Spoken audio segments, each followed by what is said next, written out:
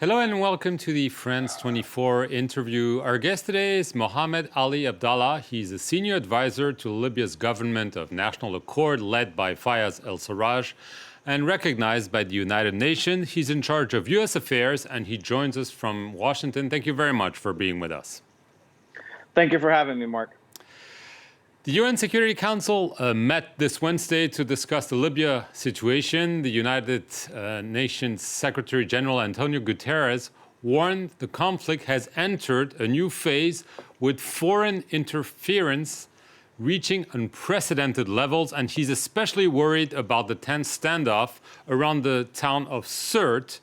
Is a ceasefire a possibility, or is your government eager to go ahead and attack Sirte?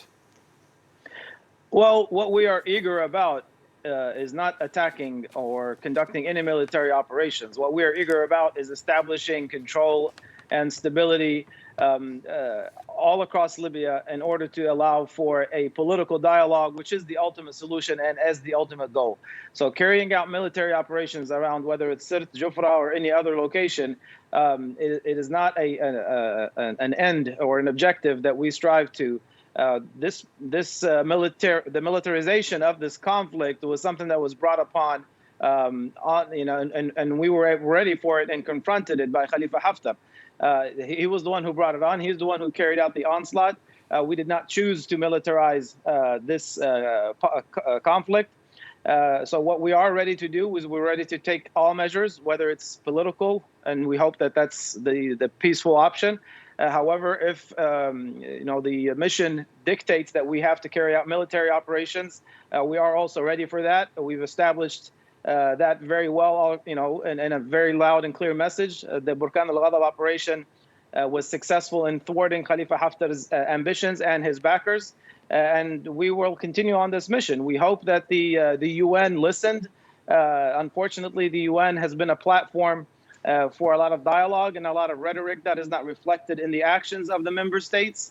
And that was obvious again yesterday in yesterday's session. So you have countries that were carrying out and supporting Khalifa Haftar militarily, talking about peace and coming to terms and de-escalation.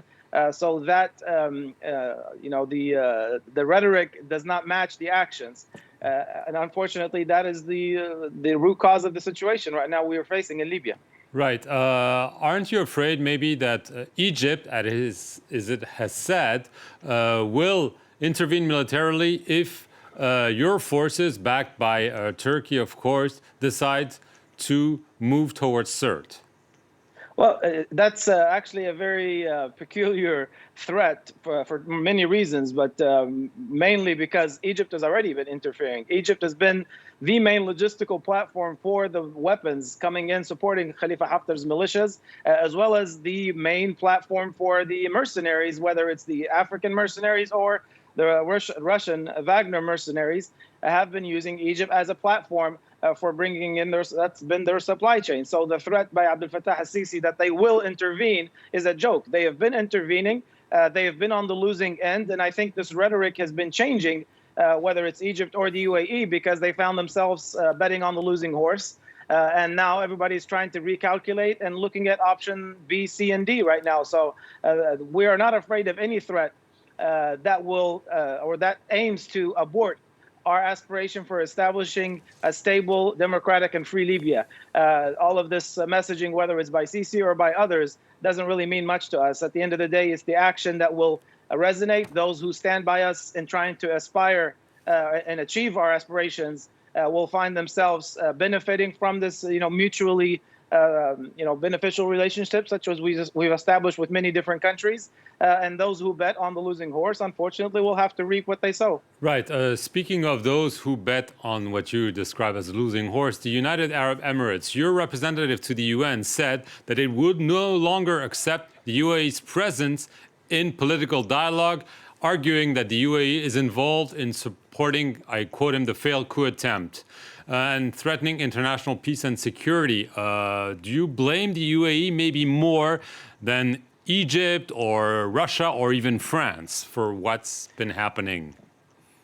Well, I don't know how useful it is to prioritize the evil At the end of the day, if you are a culprit, if you are someone who's backed a criminal who's carried out these war crimes, then you will be held responsible. However, I think, yes, the UAE has been one of the main culprits financially, militarily, media-wise, on every single front. And when you calculate that based on what interest does it really have in Libya, and what business is it of theirs to be involved in Libya to begin with? That is the message that I think Ambassador Sunni yesterday resonated very clearly. It is something that we've been saying for a very long time, but yesterday in the proper platform, he made it very clear that the UAE will not be welcome in any political dialogue. They cannot be part of any solution whatsoever. And yeah, that there is a distinction between countries such as the UAE and Egypt. Egypt is a bordering state. We have many ties with the Egyptian people. Our interest is to solidify our relationship with Egypt as a country, regardless of what we think of the Sisi regime. However, we understand that establishing stability and security in Libya cannot really be ultimately achieved without the Egyptian people, benefiting as well, and the Egyptian administration, having a role to play. At the end of the day, it is our eastern neighbor. The Egyptian people, are a big part of what we need to do in Libya, and this is something that is a reality. However, that cannot be said for the UAE. Unfortunately, the UAE people, and these, I don't know how much stake they have in Libya, to begin with. But I can assure you right now, the UAE has no future from a partnership standpoint in the foreseeable future, at least with Libya. Speaking of partnership, obviously what has turned the tide is Turkey's open involvement. Basically, some are saying that Turkey is essentially ruling your side. For example, there's a lot of talk about Turkey establishing 2 military bases. I mean, is this what's happening? Turkey is going to have staging ground in Libya for the foreseeable future? What is happening is a military agreement that was signed between two sovereign countries, between our government and the Turkish government. That is what's happening. That agreement has many different components, including the assistance that we have been receiving in order to thwart this attack. We found ourselves, Mark, under attack, not only by just Khalifa Haftar and his militias, but by tens of thousands of mercenaries and funded by governments that are allies for the European Union and for France and for the US.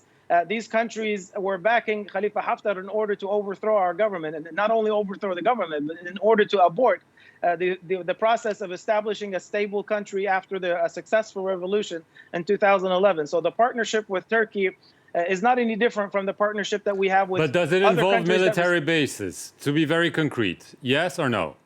There is no details with regards to military bases in the agreement. However, if that is what will serve the purpose of the Libyan people, whether it's with Turkey or with any other country, that is what we will do. And others who have scores to settle with Turkey and are looking to do that on Libyan soil, like that France. is not welcome.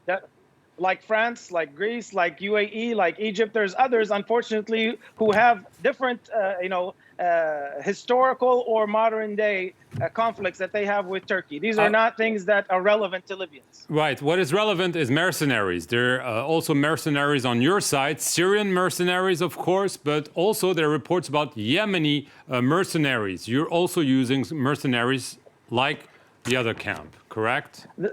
No, that is not correct. That is not an accurate reflection of reality. First of all, there is many reports, false reports, indicating a lot of things about what we are doing. What is accurate is that we have a official, legal, bilateral military agreement with the Turkish government, and part of that agreement is that the Turkish military has chosen, unfortunately, in my opinion, to bring in some Syrian fighters, okay, and in order to conduct some operations supporting their military operations. This is not something that we called on. This is not something that we sought. However, when you are being attacked and you're being destroyed by all of these forces, and someone steps up to help you, sometimes you don't get to dictate the details. All right. What about Yemenis? Is this correct? Yemenis coming? That is not correct. That is not correct. That is completely false. So, this is something that is baseless. Point taken. Would you like those mercenaries to leave and essentially have the combats between your forces, Turkey, and the other camp? Is that what we would like? what we would like is for the combats to end altogether. However, I think if the proxy players take their hand off and back off and completely leave this situation as it was in 2011 between the Libyans, okay, we were able to hold elections less than a year after Muammar Gaddafi's regime was toppled. We were able to have a temporary constitution and start drafting our own constitution. However, when the proxy players started meddling, not just by weapons, through many, many different means, this is where we ended up now 9 years later. I just have a last question. Just the last question. Are you in talks with the Haftar camp one way or the other? Haftar does not represent any part of the future. So no, we are not in talk with Haftar or anyone associated with Haftar. We are ready to have talks with other Libyans who are agreeing on the basic objectives and the common denominators that we talked about, which is establishing a civilian, democratic, constitutional form of government. And Khalifa Haftar does not fit in that calculation whatsoever. Mohammed Ali Abdallah, that's all we have time for. I want to thank you very much for being with us here on the France 24 interview. And thank you for watching it. Thank you for having me, Mark. Thanks. Thank you.